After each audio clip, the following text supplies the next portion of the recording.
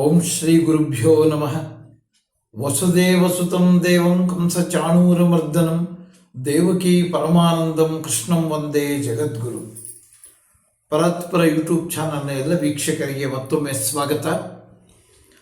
ಹಿಂದಿನ 10ನೇ ಅಧ್ಯಾಯದ ಕೊನೆಯ ಶ್ಲೋಕಗಳಲ್ಲಿ ಶ್ರೀಕೃಷ್ಣ ಅರ್ಜುನನಿಗೆ ಯಾವ ವಸ್ತುಗಳು ವಿಭೂತಿ ಉಳ್ಳದ್ದಿದೆಯೋ, ಐಶ್ವರ್ಯವಂತವೋ ಮತ್ತು ವಿಕಾಸವಂತವೋ ಅಂಥದ್ರಲ್ಲೆಲ್ಲ ನನ್ನ ತೇಜಸ್ಸಿನ ಅಂಶ ಇದೆ.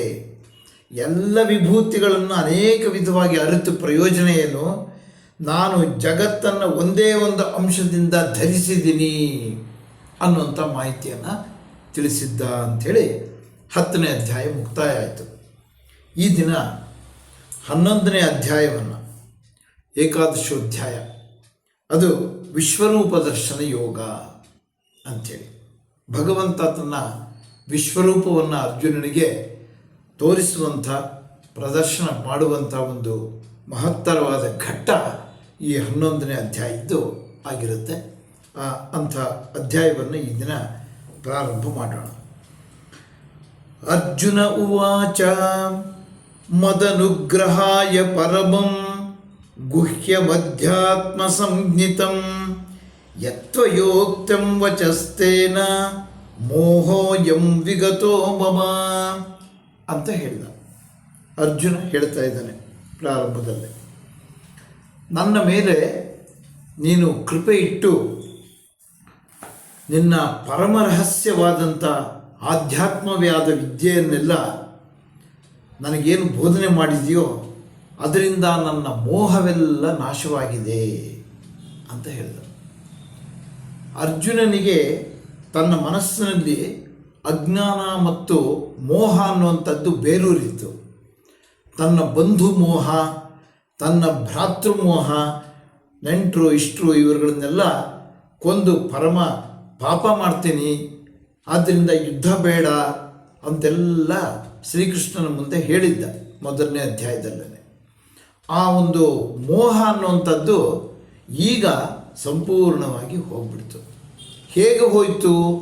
ಶ್ರೀಕೃಷ್ಣನನ್ನು ತನ್ನ ಗುರುವನ್ನಾಗಿ ಒಪ್ಪಿಕೊಂಡ ಮೇಲೆ, ನೀನೇ ನನಗೆ ಗುರು, ನನಗೆ ಮಾರ್ಗದರ್ಶನ ಮಾಡು, ನನಗೆ ಬೋಧನೆ ಮಾಡು ಅಂತ ಕೇಳಿಕೊಂಡಾಗ, ಭಗವಂತನನ್ನು ನಾವು ಕೇಳಿಕೊಂಡಾಗ ಭಗವಂತ ನಮಗೆ ಎಂಥ ಬೋಧನೆಯನ್ನಾದರೂ ಮಾಡ್ತಾನೆ, ಏನನ್ನಾದರೂ ತಿಳಿಸ್ತಾನೆ, ಎಂಥ ಅನುಗ್ರಹವನ್ನಾದರೂ ಮಾಡ್ತಾನೆ ಅನ್ನೋದಕ್ಕೆ ಈ ಅರ್ಜುನನೇ ಸಾಕ್ಷಿ.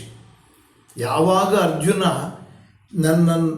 ಶ್ರೀಕೃಷ್ಣನನ್ನ ಗುರು ಅಂತ ಭಾವಿಸಿ ನನಗೆ ಸೂಕ್ತವಾದ ಮಾರ್ಗದರ್ಶನ ಮಾಡುವಂತ ಹೇಳ್ದ, ಅದರಿಂದ ಅವನ ಮೇಲೆ ಕೃಪೆ ಇಟ್ಟು ಬೋಧನೆ ಮಾಡಿದ್ರಿಂದ ಶ್ರೀಕೃಷ್ಣ ಅವನಿಗೆ ತನ್ನಲ್ಲಿದ್ದಂಥ ಮೋಹ ಎಲ್ಲ ಹೋಯಿತು.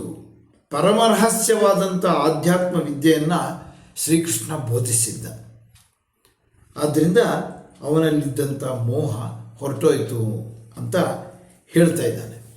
ಮತ್ತೆ ಮುಂದುವರೆದು ಹೇಳ್ತಾನೆ, ಭವಾಪ್ಯಯೋ ಹಿ ಭೂತಾನಾಂ ಶ್ರುತೌ ವಿಸ್ತರಶೋ ಮಯಾ ತ್ವತ್ತಃ ಕಮಲಪತ್ರಾಕ್ಷ ಮಹಾತ್ಮ್ಯಮಪಿ ಚಾವ್ಯಯಂ ಅಂತ ಹೇಳಿದ ಅರ್ಜುನ ಮುಂದುವರೆದು.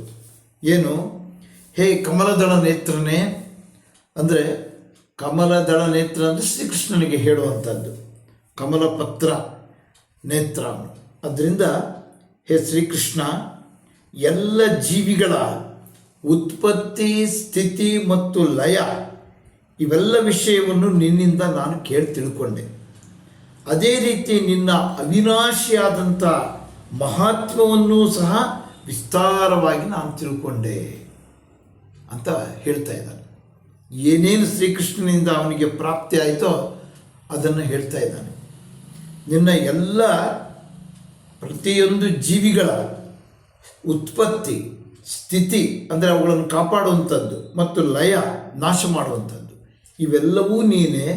ಮತ್ತು ಅದೇ ರೀತಿ ನೀನು ನಿನ್ನ ಮಹಾತ್ಮೆಯನ್ನು ಕೂಡ ನನಗೆ ವಿವರಿಸಿದೆಯಾ, ಅವೆಲ್ಲವನ್ನೂ ಕೂಡ ನಾನು ತಿಳ್ಕೊಂಡಿದ್ದೀನಿ ಅಂಥೇಳಿ ಶ್ರೀಕೃಷ್ಣನಿಗೆ ತನ್ನ ಮನಸ್ಸಿನಲ್ಲಿ ಉಂಟಾದಂಥ ತೃಪ್ತಿಯನ್ನು ವ್ಯಕ್ತಪಡಿಸ್ತಾ ಇದ್ದಾನೆ ಅರ್ಜುನ. ಈ ರೀತಿ ಶ್ರೀಕೃಷ್ಣನಿಗೆ ತಿಳಿಸ್ತಾ ಮುಂದೆ ಅದರಿಂದ ಏನು ಪ್ರಯೋಜನವನ್ನು ಕೇಳ್ತಾನೆ, ಮುಂದೆ ಇನ್ನೇನು ಭಿನ್ನವಿಸ್ಕೊಳ್ತಾನೆ ಶ್ರೀಕೃಷ್ಣನ ಮುಂದೆ ಅಂಥೇಳಿ ಮುಂದೆ ನೋಡೋಣ ಅಂತ ತಿಳಿಸ್ತಾ ಇವತ್ತಿನ ಈ ಅಧ್ಯಾಯವನ್ನು ಮುಕ್ತಾಯ ಮಾಡ್ತೀನಿ. ನಮಸ್ಕಾರ.